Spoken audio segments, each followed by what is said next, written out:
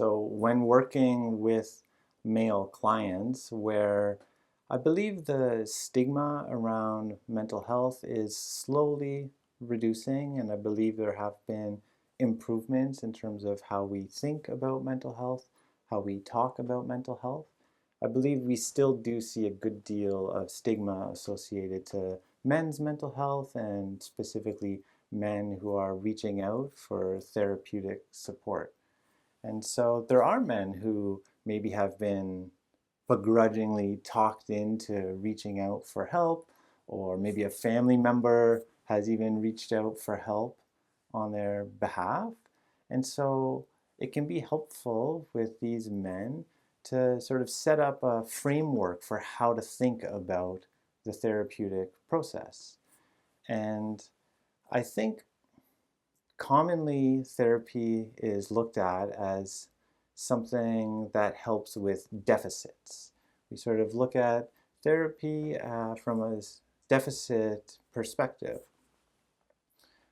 And so you come to therapy because something is wrong, because you're not feeling like you should, you're not thinking as you should.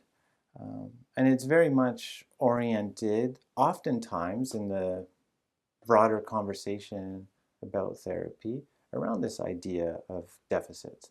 I'm at a -5 and therapy is going to help me get back to 0, right? I think the metaphor of physical training is something that often speaks to men. And so where a personal trainer might be working with somebody who is overcoming an injury, who's been wounded and is in maybe a physical deficit and is seeking the support of a physical trainer to get them from a deficit back to where they previously were, or back to this place of balance. We know that elite athletes also work with physical trainers. And so thinking about psychotherapy in the same way as something that, yes, we can help individuals who feel like they are struggling, but a proper and well-structured therapeutic approach can work across both dimensions, both from a deficit, but all the way to helping you to feel better, to perform better, to thrive. It can really be about optimizing yourself.